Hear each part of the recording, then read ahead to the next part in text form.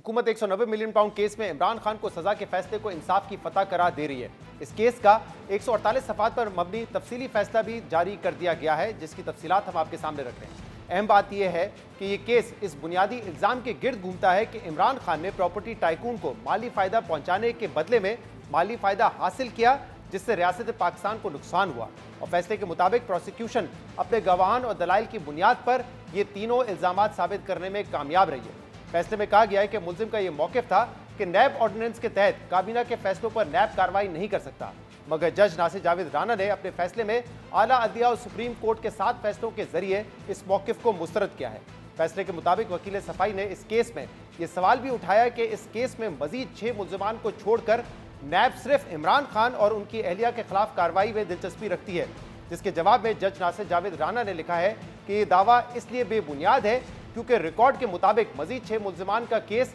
इस केस से अलग करके इन सब मुल्जिमान को इश्तिहारी करार दिया जा चुका है। फैसले में कहा गया है कि अप्रैल 2019 में इमरान खान के मुल्जिम जुल्फ़िकार बुखारी के जरिए प्रॉपर्टी टाइकून से एक ऐसे ट्रस्ट के नाम पर 458 कनाल की जमीन हासिल की जिसका कोई वजूद ही नहीं था। जज ने लिखा है कि इमरान खान ने ये तमाम गैर कानूनी माली फवाइद उस वक्त हासिल किए जब ना ही ट्रस्ट और ना ही यूनिवर्सिटी का कोई वजूद था, और इस माली फायदे के बदले 190 मिलियन पाउंड की रकम में से 171 मिलियन पाउंड से ज्यादा की रकम रियासत पाकिस्तान के अकाउंट के बजाय सुप्रीम कोर्ट में प्रॉपर्टी टाइकून के जुर्माने की अदायगी के अकाउंट में मुंतकिल करने में सहूलतकारी की गई। फैसले के मुताबिक इस एडजस्टमेंट के बदले इमरान खान ने तकरीबन 458 कनाल जमीन का अतिया, 28 करोड़ 50 लाख के फंड्स, यूनिवर्सिटी की इमारत पर 28 करोड़ 40 लाख के अखराजात और फर्ज शहजादी के जरिए 240 कनाल की जमीन हासिल की। एहतसाब अदालत के जज ने इमरान खान को इख्तियारात के नाजायज इस्तेमाल का मुजरिम करार देते हुए यह भी लिखा है कि इमरान खान ने 3 दिसंबर 2019 को काबीना इजलास में रूल्स ऑफ बिजनेस को रिलैक्स करने को वजीर आजम का स्वाबदीदी इख्तियार करार दिया, जो बिलाशुबा वजीर आजम का स्वाबदीदी इख्तियार है। लेकिन जज ने यह भी वाजे किया कि कोई भी वजीर आजम जाती फायदे के मामले पर या अपनी ख्वाहिशात पर ऐसा नहीं कर सकता। प्रोसिक्यूशन के गवाह परवेज खटक ने भी अपने बयान में यह वाजे किया कि उस वक्त के वजीर आजम इमरान खान ने काबीना अरकान पे अपना असर रसूख इस्तेमाल करके शहजाद अकबर के वजीर आजम को दिए गए नोट के लिए गैर कानूनी मंजूरी ली थी। अहम के जज ने अपने फैसले में इस केस के अहम मुल्जिम मिर्जा शहजाद अकबर के खिलाफ कई सख्त ऑब्जर्वेशन देते हुए लिखा है कि शहजाद अकबर ने इमरान खान के साथ मिलकर 2 दिसंबर 2019 को एक नोट फ्लोट किया जिसमें गुमराहकुन हकायक बयान किए गए और यह कहा गया कि बरतानिया में मुंजमद फंड को सुप्रीम कोर्ट के अकाउंट में मुंतकिल करना जरूरी है,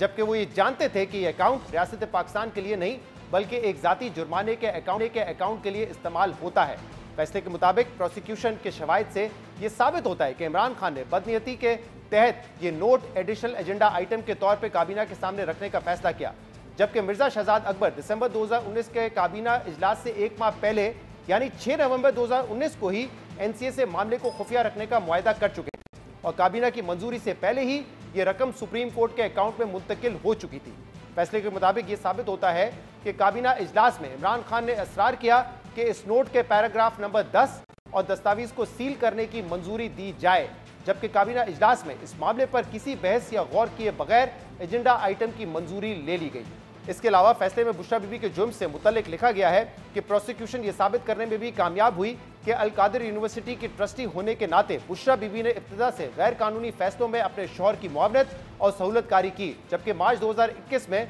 अतिये की वसूली के मुआहदे पर दस्तखत और ट्रस्ट के जॉइंट अकाउंट पर दस्तखत करके उन्होंने जराइम में मुआवनत और सहूलतकारी की बुनियादी किरदार अदा किया।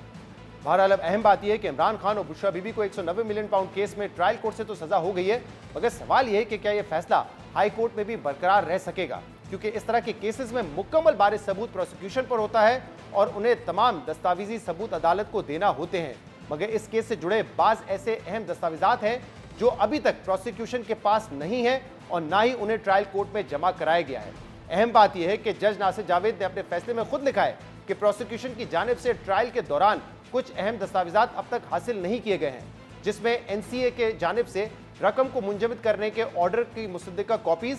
इस मामले पर पाकिस्तानी हुकाम और एनसीए के मुकम्मल खतो किताबत का रिकॉर्ड और प्रॉपर्टी टाइकून की फैमिली और एनसीए के दरमियान मुआहदे की तफसीलात रिकॉर्ड पर ना होना शामिल है। इसके अलावा इस फैसले में एक अहम बात यह भी सामने आती है कि जज नासिर जावेद ने लिखा है कि एआरयू और एनसीए के दरमियान होने वाली तमाम कॉरेस्पॉन्डेंस का रिकॉर्ड मुल्जिमान मिर्जा शहजाद अकबर और जियाउल्लाह मुस्तफ़ा नसीम के कब्जे में है, जो अब ARU के दफ्तर से गायब है। इससे वाज़े तौर पर जाहिर होता है कि हुकूमत पाकिस्तान का अहम रिकॉर्ड जानबूझकर गुम किया गया ताकि मुल्ज़िमान अपने गलत कामों के निशानात मिटा सकें। फैसले में लिखा है कि ट्रायल के दौरान वकील सफाई ने यह मौक़िफ़ अपनाया था कि प्रोसिक्यूशन अकाउंट फॉरेंसिक ऑर्डर के लिए की गई खतो किताबत और NCA के दरमियान होने वाली सेटलमेंट का रिकॉर्ड पेश नहीं कर सकी, जिसके बगैर ये जुर्म साबित नहीं हो सकता। लेकिन फैसले में अदालत ने लिखा है कि अगरचे ये दस्तावेजात अब तक पेश नहीं की गई हैं, लेकिन ये सब हकायक मुल्ज़िमान शहजाद अकबर 2 दिसंबर 2019 को वज़ीर आज़म को लिखे गए अपने नोट में तस्लीम कर चुके हैं